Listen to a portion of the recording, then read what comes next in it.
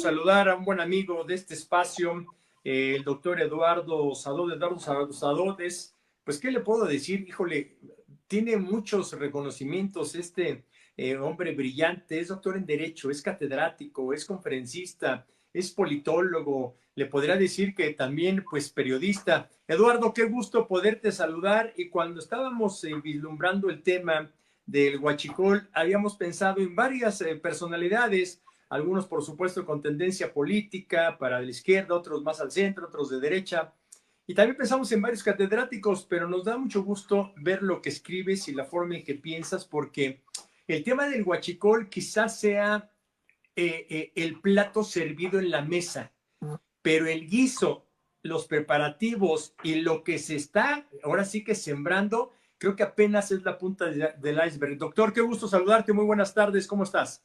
Al contrario, Raimundo, siempre es un honor estar contigo, con tu auditorio. Yo siempre he dicho que es uno de los programas del país que son de lectura obligada.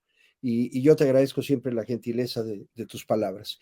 Mira, desde luego, pues como tú dices, son muchos los temas, ¿no? Adelante, adelante, escucha, adelante, adelante.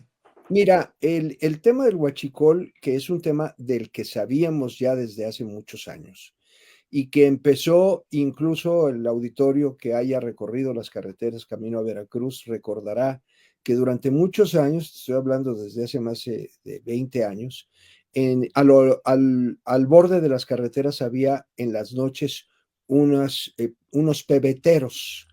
Y uno decía, bueno, ¿qué es lo que venden ahí? Al principio se decía que los traileros cargaban gasolina antes de salir de México, llegaban y vendían el diésel ahí, más barato, para llegar y volver a cargar en otro lugar. Eso fue lo que se dijo en un principio, pero la realidad es que era ya desde entonces el huachicol. Un huachicol que desde luego ha sido permitido porque los centros de investigación como el Instituto Mexicano del Petróleo siempre tuvo algo que se llamaba el diablo instrumentado, que eran mecanismos que pasaban por todos los poliductos y que podían detectar la debilidad de alguna parte del material del poliducto para poder sustituirlo, lo que quiere decir que si podían detectar eso, podían detectar cualquier fuga. Y se dejaron de operar seguramente con la disposición y sobre todo con la anuencia de algunas gentes que estaban enterados de esto. Ahora, recientemente supimos incluso de los barcos y el huachicol ya en grandes cantidades, un barco que estuvo detenido un poco más de hace un mes, quizá 2 meses, y que ya se sabía de esto, pero de la investigación no se sabía nada. Y fue hasta el momento en que llega el señor Marco Rubio, cuando de pronto se desencadena la investigación. La gobernadora de Baja California hace declaraciones de que la empresa de Rufo, el exgobernador panista, estaba involucrado en esto. Tuvo que entrar García Harfuch para desmentirla y decir no hay ninguna acusación en contra de él, pero como que hay una gran desesperación de parte del gobierno por tratar de cubrir a todos los que tengan que ver con ellos, a todos sus correligionarios, y tratar de buscar culpables en otros lados. Vemos en las redes sociales que muchas veces dicen, no, pero es que como apenas llevan 6 años, apenas van sacando y van aprendiendo a los que tengan problemas de años anteriores. Eso no es cierto, de todos los años y toda la vida ha habido. Es más, pocos presidentes, quizá como Cedillo o como Peña Nieto, metieron a la cárcel a gobernadores de su propio partido. Y aquí, ante todas las evidencias, no está sucediendo eso. Lo grave es que el huachicol en esas cantidades, en esa magnitud, necesariamente tiene que tener la autorización del presidente y necesariamente tiene que estar enterado de todo. Hay contradicciones en el sentido de que el almirante Ojeda dio aviso y manifestó su preocupación sobre el tema. El almirante Ojeda, hay que decirlo, fue el titular de la Marina en el sexenio anterior de López Obrador, no es el actual. Exacto. Y él, según ha trascendido por declaraciones del fiscal general, que bueno, pues él era el que había dado voces de alerta, no obstante que ahora se sabe que 2 de sus sobrinos de la Armada, que son miembros de la Armada, estaban involucrados en esto. Esto más las muertes sospechosas, algunas, otros por suicidio y las declaraciones del fiscal que no tienen nada que ver con la investigación, etcétera. Pues la verdad es que los mexicanos somos muy desconfiados, Raimundo Cruz, y esto hace que nosotros sospechemos de todo. Entonces, en tanto que no se aclare, en tanto que no nos den datos efectivos, pues seguiremos pensando que hay una complicidad desde arriba hasta abajo. Y esto, pues, es preocupante. La burra no era arisca, como dice el sabio adagio. Vamos a empezar desde el principio, si me permites, doctor Eduardo Sadot. Mire, también buscamos al doctor Eduardo Sadot porque él es un hombre crítico del sistema, pero eso no es un hombre apasionado en contra de una corriente ideológica. Él señala los pros y los contras y la hace con énfasis, además con un análisis profundo. Y ahorita le voy a decir por qué, y ahorita le voy a dar cuenta a detalle de lo que le estoy diciendo. Pero además el otro de lado, a ver, ¿qué es el huachicol? Primero que nada, Eduardo Sadot, y la otra, para que la gente lo ubique. ¿Se acuerdan cuando López Obrador llegó al principio del gobierno? ¿Se acuerdan de aquella explosión brutal que se dio, creo que fue en Hidalgo o en Puebla, en una carretera, sobre allá que murieron ciento y tantas personas cuando se había dado el huachicol? Bueno, ahorita lo explicas tú, pero son esos ductos clandestinos, como bien lo dijiste, y la gente se da cuenta que puede ir a sacar galones, como los vimos ahorita, para después revenderlos en la carretera. Como la gente no tiene cuidado y esto es altamente inflamable, peligroso, fue una tragedia brutal que se dio. Más de 130 personas murieron en una explosión impresionante, fue uno de los hechos más graves. Creo que de ahí empezamos todos los mexicanos y mexicanas de a pie a darnos cuenta de lo que era el huachicol. El huachicol para nosotros era una palabra inexistente porque solamente era a los altos niveles. Creo que de ahí para acá como que empezamos a tener conciencia, y en particular, ¿qué es el huachicol? Si nos puedes explicar, Eduardo.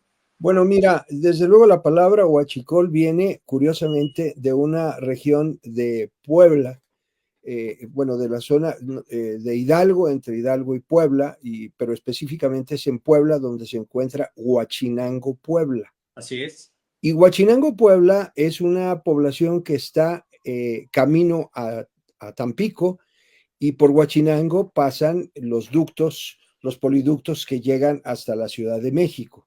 Entonces, desde ahí viene el tema, sacaban el petróleo, y desde luego también tengo entendido que había una costumbre de echarle a la leche agua para alterarla y vender más. Y también, pues acuérdate que en esa región también se vendía mucho pulque. Entonces, de ahí viene el nombre de Huachicol, de Huachinango, Puebla, que era alterar o obtener algún bien sin tener una obtención legítima o que tuviera un origen legal.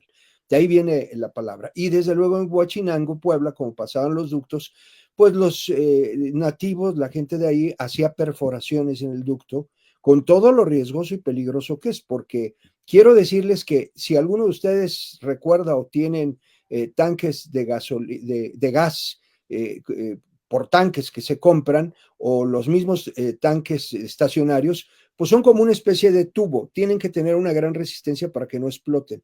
Bueno, pues los poliductos tienen ese mismo grosor, porque son poliductos, porque lo mismo puedes transportar por ahí petróleo, hidrocarburos, gasolina, que gas. Y obviamente el gas que circula de manera líquida necesita tener una gran densidad para poder circular por los poliductos. Y sin embargo, ¿cómo puedes hacer una perforación de esa naturaleza? Porque es como si quisiera usted perforar su tanque de gas. Así Pues es. obviamente corre el riesgo de que le explote. Entonces, eran expertos, obviamente había gente que trabajó en Petróleos Mexicanos que lo sabe. Los contactos, se tienen que tener los contactos suficientes para saber a qué hora dejas de transportar, de inyectar un producto y lo cambias por otro. ¿Qué tan peligroso es uno? No sea que estés transportando gas y quieras abrir ahí, te estalla todo eso. Tienen que saber la hora, el momento, el espacio y la cantidad de cosas que estén transportando. Eso significa que quienes hacen esta operación del huachicol están totalmente conectados con personal de Pemex, están totalmente conectados con quienes saben de ello, y además para hacerlo así, pues tendrán que tener la protección de las fuerzas armadas o de la vigilancia para evitar eso. Ese es otro punto importante. Hiciste un análisis que me llamó mucho la atención, me lo presentaron ahora sí que nuestro equipo, y me llama la atención, en el gobierno anterior con el de Manuel López Obrador, este presidente les dio todo el poder al ejército. Hoy parece que los culpables, ahora sí que los conejillos de India son los elementos de la Marina. Pero aquí la pregunta es, y lo dices con mucha certeza, para que se pueda operar de esta manera tiene que haber no gente de las Fuerzas Armadas, gente del petróleo, gente que conoce de hidrocarburos. Yo te aseguro que los elementos de la Marina, del Ejército, de las Fuerzas Armadas conocen lo que yo sé de construcción cuando empezaba este sexenio. Por supuesto, deben estar algunos inmiscuidos, pero los empezaron a meter por intereses particulares, más bien de los de cuello blanco. Los elementos castrenses, Marina, Ejército, como le queramos llamar, ¿son culpables o los están utilizando como carne de cañón? ¿Cómo lo ves tú en el análisis que haces? Y ahorita me voy al asunto del ejército, porque en México tenemos unas fuerzas armadas muy diferentes a las de otros países. Con el poder que le dieron en el sexenio anterior, mira, este año podrían haber dicho, ¿sabes qué? Ya nos toca a nosotros gobernar el país, como tienes Venezuela, otros países que inclusive lo señalas puntualmente. Pero bueno, vámonos a la pregunta primera. ¿Las Fuerzas Armadas son culpables o lo están agarrando como carne de cañón, como conejillo de indias? ¿Cuál es tu punto de vista? Bueno, mira, yo creo que tienen un rango de culpabilidad, pero no de manera no de manera perversa, como quienes sí los metieron a esto.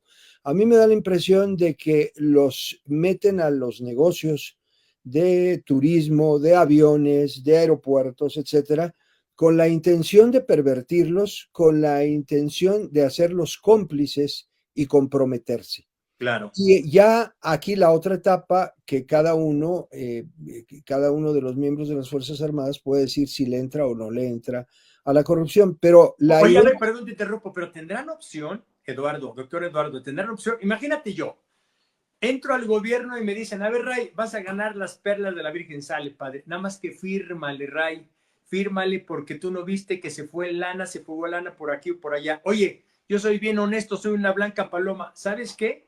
Ahí tienes dos datos que acabas de dar. Curiosamente, un elemento de la Marina que denunció, supuestamente, bueno, no supuestamente, fue asesinado tiempo atrás. Otro hombre que supuestamente estaba involucrado se acaba de suicidar, que dice que no tiene nada que ver. Y curiosamente ayer, un elemento más de las fuerzas de la Marina, también que tendría que ver con esta situación, en una práctica de tiro se muere. Oye, a mí se me hace como que sumamente sospechoso. Imagínate si Ray no quiere firmar, como que mañana apareces allá colgado o entumbado o entambado, o si no en un drenaje ahora que llueve tanto. ¿Tú crees que tengan opciones? ¿No les hacen manita de puerco sí o sí?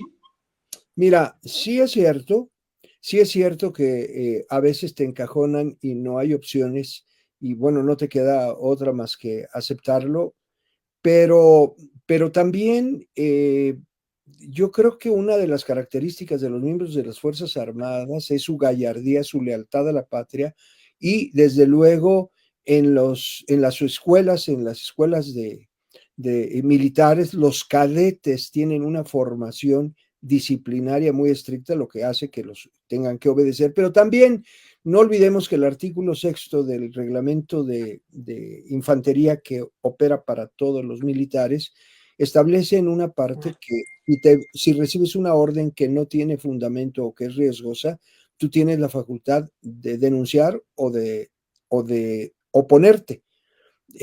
Recuerdo yo en el caso del presidente Fox, en una ocasión por ahí trascendió, no sé si tú tengas el dato o lo recuerde el auditorio, pero el general secretario de la Defensa, Fox, le había pedido hacer algo que él consideraba que no era lo correcto y entonces lo único que hizo el secretario en aquel momento fue, sí, dígale al presidente por favor que me lo mande por escrito. O sea, no había que hacer nada más. O sea, me estás dando una instrucción, creo que no es la correcta, no importa, dámela por escrito, yo la cumplo y si hay consecuencias, yo estoy obedeciendo una orden y tengo la protección.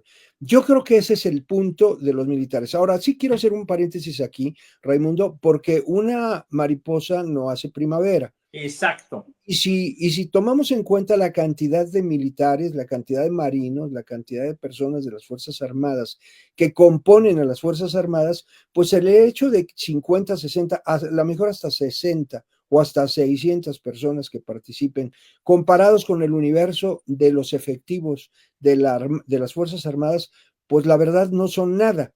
La realidad es que sí hay una perversión de parte del gobierno civil de involucrarlos para también tenerlos amenazados o de alguna manera chantajeados, porque decir, te sé esto, te permito que llegues, te embarraste, pues ahora ya te tengo agarrado porque en cualquier momento te denuncio. Nada más que la estrategia que se vino dando, pues ha tenido sus repercusiones y ha hecho que se les salga de control y eso es lo que ha estado sucediendo. Pero de que tienen responsabilidad, sí hay responsabilidad, de que pueden negarlo, también lo pueden negar. Otro tema interesante que acabas de tocar, 200, 300 mil elementos de las Fuerzas Armadas y simplemente la Guardia Nacional, ya son más de 100 mil, súmele 300, póngale el número que quiera, ahorita se lo doy exacto. A ver, Eduardo Sadot, algo bien importante. Este, y tú lo acabas de decir, ¿qué tan honestos, qué tan netas son las Fuerzas Armadas que con todo el poder que les dieron el sexenio pasado, bien podrían haber levantado la mano y decirle a López Obrador, ya te vas, presidente, ahora nos toca? Tú das algunos ejemplos de ejércitos en otros países, vamos a hablar de Latinoamérica, Venezuela, Ecuador, Argentina. Colombia, varios ejércitos que tienen una forma distinta. Creo que también ahí es un parteaguas importante para que podamos hacer la diferenciación de nuestras Fuerzas Armadas comparadas con otras. Creo que eso es un tema trascendente que valdría la pena que lo mencionaras. Mira, no perdamos de vista que después de la Revolución Mexicana pasamos por una etapa en la que los gobernantes, los presidentes, todos eran generales. Fue Sí, hasta el gobierno, después de Lázaro Cárdenas, llega Manuel Ávila Camacho, y Manuel Ávila Camacho hace la transferencia, hace el cambio de los gobiernos militares que hubo desde la Revolución hasta esa fecha, e incluso antes de la Revolución. Recordemos también que después de la independencia y después de la lucha del 57 con Juárez, pues los que gobernaban casi siempre fueron militares. Tan sí, esas, los últimos dos presidentes antes de la revolución, fue desde luego el general Porfirio Díaz y el general Manuel González. Entonces, después de esos generales, llegamos a la etapa de la revolución y entonces siguen los generales al mando. Así llega Plutarco Elías Calles, que tenía grado de general, el mismo Álvaro Obregón, Carranza, todos ellos. Y es hasta el mismo Lázaro Cárdenas y el mismo claro. Manuel Ávila Camacho. Pero Manuel Ávila Camacho ya da paso a los civiles. ¿Qué sucede con esto? Que bueno, México pasa a una etapa institucional en la que ya se quita o nos toca liberarnos del caudillismo y entonces pasamos a una etapa democrática, entre comillas, porque hay que ver los procedimientos para la elección, etcétera, pero eso es un tema que podríamos abordar aparte. Entonces, nuestro ejército, a diferencia de los ejércitos de otros países, siempre ha sido un ejército popular. El ejemplo lo tuvimos en el movimiento en el 2000, cuando el levantamiento zapatista, pues todo el grupo de militares que estaban en la región militar de Chihuahua, de Chiapas, lo tuvieron que cambiar por el de Jalisco, y por una razón, porque eran primos, parientes y eran los Claro, mismos, y no se iban a matar claro. ellos. ¿Qué sucede en nuestras Fuerzas Armadas? Si yo quiero entrar a estudiar como joven al ejército y quiero entrar al colegio militar, lo único que me piden es pasar las pruebas físicas, unas pruebas de exámenes de conocimiento elemental y una fianza de 1,000 pesos. Y con esa fianza, si yo al final de cuentas no termino la escuela, me escapo o no aguanto la presión, pues entonces pierdo esos 1,000 pesos. Pero en los ejércitos de Latinoamérica, como era el de Venezuela o como es el de Argentina, etcétera, para poder entrar, sobre todo el de Chile, para Uh-huh. poder entrar tú tenías que pagar una fianza de 350,000 pesos. Es decir, las familias, para que su hijo estudiara en una escuela militar, que era garantía de hacer una carrera y de escalar en el estatus social, te costaba empeñar tu casa para que tu hijo pudiera estudiar y con eso garantizabas que salieras. Y si no tenías dinero, por esa razón era, y es que los ejércitos de Latinoamérica durante muchos años, por eso hubo tantos golpes de Estado en todos los países, porque no tenían ese candado. Acá para poder entrar necesitabas tener dinero, eran ejércitos elitistas. El mismo Hugo Chávez en Venezuela perteneció a una escuela de ricos y él era rico, y nada de que el pueblo, no. Vayamos a la historia, analicemos las cosas con certeza. Entonces, el mismo Hugo Chávez estuvo así. Esos ejércitos son muy distintos a los nuestros. Un muchacho, hijo de un campesino, hijo de un militar, de un soldado, de un maestro, de un obrero, puede entrar al colegio militar y puede llegar a ser secretario de la Defensa Nacional. Después de que pasamos a esa etapa, limitamos la participación de los militares en las cuestiones del ejército. Eso garantizó que mientras en Latinoamérica había una serie de golpes de Estado de todos los militares, en México no lo tuvimos. Tuvimos todo el siglo pasado, después de la revolución, un proceso más o menos estable. Y la mayor prueba la pasaron las Fuerzas Armadas en el momento que cambiamos de partido político y que llegó al gobierno el PAN. En aquel momento dijeron, oiga, ¿y ahora qué van a hacer los militares? Que cambió. Y la respuesta del general en aquel momento dice, pues seguir sirviendo a la autoridad, al presidente. Esa es nuestra postura y fueron garantes de eso. Es más, ni Fox lo entendió cuando lo nombraron porque estuvo vociferando que a él no lo iban a cuidar el Estado Mayor Presidencial, sino que él iba a traer guardias capacitados de Israel. Así es. Pero la verdad es que después reconoció y se dio cuenta que era una institución, que son instituciones muy sólidas, o eran instituciones muy sólidas. Cuando llega el gobierno de Morena, pues obviamente tienen también sus dudas al respecto y lo mejor es tener el control de ello. No podían quitarlos, no podían correrlos, hicieron una especie de garlito para tratar de engañarse y decir, vamos a crear a la Guardia Nacional y ahí los pasamos y empezamos a tener un control con la Guardia Nacional para tener una fuerza que equipare la fuerza del ejército. Pero la verdad es que los pasaron para allá. Obviamente es muy difícil desarticular una institución como el ejército. A mí me tocó asistir a una conferencia en el Instituto de Investigaciones Jurídicas, y por ahí debo de tener las grabaciones, en las que una persona que fue presidente de la Comisión de Derechos Humanos en Guanajuato, no me acuerdo ahorita del nombre, dijo, es el momento de desaparecer al ejército. Estoy hablándote de antes de la elección. Y yo asistía al Instituto de Investigaciones Jurídicas, oí a este señor, estaba Ackerman ahí, estaba Jaime Cárdenas, estaba el director del Instituto de Investigaciones Jurídicas. Y entonces este tipo se atrevió a decir, es más, era tan ignorante que dijo, traje a unos invitados de Venezuela, o no me acuerdo de dónde, de España. Dice, y cuando llegaron y vieron dónde estaba el Estado Mayor presidencial pegado a los pinos, dice, pero si ustedes tienen a su presidente cooptado y es un preso de las Fuerzas Armadas, o sea, no tenía ni la más remota idea de cómo funcionaba México. Pero eso te da una idea de que gentes como esas ignorantes decían, no, pues hay que desaparecer a las Fuerzas Armadas. Lo cierto es que la única manera de controlarlos era hacerlos cómplices, y eso es un poco lo que ha sucedido, pervertirlos en ese sentido. Tengo varias comunicaciones de la gente, tengo varias preguntas que hacerte, pero el tiempo se me termina. A ver, ahí te va la primera. Dice José Juan, ¿por qué está actuando así Claudia Sheinbaum? ¿Porque rompe con Obrador o por presión de Trump? José Juan, además te manda felicitar. Muchas gracias, José Juan. Bueno, yo creo que eso es todo en su conjunto. Los escenarios políticos se mueven con una gran velocidad y evidentemente, aunque la presidenta ha dado muestras y ha acreditado fehacientemente su lealtad a López Obrador, también no puede perder de vista a la presidenta que ella está en este momento ya asumiendo la responsabilidad histórica de su mandato. Es decir, una cosa es que seas leal a quien te puso y otra cosa es que comprometas tu lugar en la historia con luchas que no son tuyas.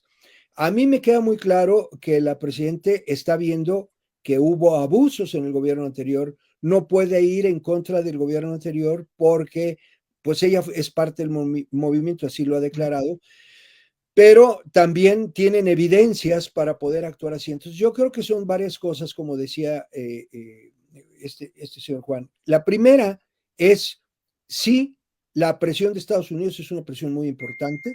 También Sí, el compromiso con López Obrador es muy alto, pero también su compromiso histórico y los resultados que tiene que dar también la están colocando en una situación de tomar decisiones. Todo ello Al- influye. Alma Rosa, tu invitado es una enciclopedia, así como está atrás su biblioteca, invítalo más seguido. La pregunta, ¿caen pesos pesados o solamente es cortina de humo? Alma Rosa, y te manda, pues dice que tienes una enciclopedia ahí, que tienes una biblioteca ahí. Muchas gracias, Alma Rosa. Bueno, me falta mucho por leer todavía. Esto no se acaba hasta que uno se muere, poner las rayas, terminar de leer. Pero mira, Alma Rosa tiene razón. Yo creo que hay que verlo en el contexto social y temporal. Y estamos nosotros en un proceso en el que ya se van a venir otros procesos electorales. Entonces, un balazo a la estructura de Morena en este momento hace que se debilite y se desmorone frente al próximo proceso electoral, lo que significa que van a hacer hasta lo imposible por tratar de cubrir o dejar para después de la elección el descubrir o el aprender o el meter a la cárcel a quienes están siendo señalados y quienes hay evidencias de que sean culpables de los temas de la delincuencia organizada. El dilema de la presidenta es, tomo una decisión así, pero esto va a debilitar el proceso electoral y voy a ser una presidenta débil. O tomo la decisión y cuento y le apuesto a que la gente crea en mí y la imagen personal mía pueda resolver los problemas, porque para poder resolver problemas necesitas contar con la credibilidad de las personas. Y esa credibilidad la puedes conseguir con mentiras o la puedes conseguir con realidades. Y en este momento yo creo que no le va a dar tiempo de sostener mentiras para poder tratar de ganar esa credibilidad. Tiene que construirla de manera fehaciente. ¿Eso qué significa? Bueno, significa que yo no veo fácil que los grandes líderes de Morena y los líderes tradicionales vayan a terminar en la cárcel. ¿Por qué? Porque eso significa debilitar la narrativa del gobierno es no robar, no mentir, no traicionar. Y cualquiera de estos tres principios de esa narrativa, con detener a uno, se cae. Porque si tiene razón, entonces hay una evidencia de que robaron. Si los meten presos, hay una evidencia de que mintieron. Y si toma la decisión la presidenta, la van a acusar de traidora y entonces el principio, vamos, están encerrados contra la pared con sus propias palabras, porque cualquier decisión que se tome va en contra de esos tres principios. Ahora, no hay que perder de vista, y esto es bien importante, que yo te puedo decir a ti, Raimundo, Eduardo Sadot, sabes que yo soy muy honesto. Y cuando tú digas, ¿y quién dice? Pues lo digo yo, pues perdóname, el ser honesto no es una categoría alta, la más alta es ser honorable, pero no lo tengo que decir yo, lo tienen que decir los demás. Pero si el discurso lo empiezo yo, pues entonces estoy empezando el engaño. Y yo creo que por ahí empezó todo. Ahí te va, Mr. Alpizar de Texas, no sé si es Armadillo o Amarillo, Texas, Amarillo, Texas. Que no nos hagamos, allí en México son unos puercos, aquí también, y se sabe, desde Amarillo, Texas, pensé que era Armadillo, Amarillo, Texas, Mr. Alpizar nos van a saludar, y que además, ¿dónde te encuentran? Eso Bueno, dice Mr. Alpizar. bueno, mira, estoy en redes, ahí me encuentran, Eduardo Sadot, con mi nombre pone Eduardo Sadot, y ahí hay algunas de las redes, TikTok, etcétera. No me meto con mucha frecuencia, pero sí me meto y sí publico las cosas que escribo. Estoy escribiendo en el Heraldo de México y con mi nombre y artículos estoy escribiendo en Índice Político, en Billy, no sé si se valga que te diga, bueno, pero Adelante, adelante, este, hombre, esta es tu casa.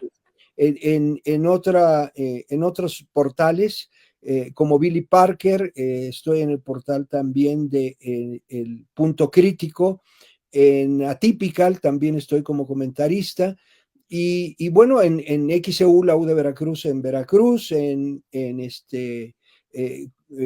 Collito. A ver si no das alguna dirección allá en Texas, donde Mr. Alpizar.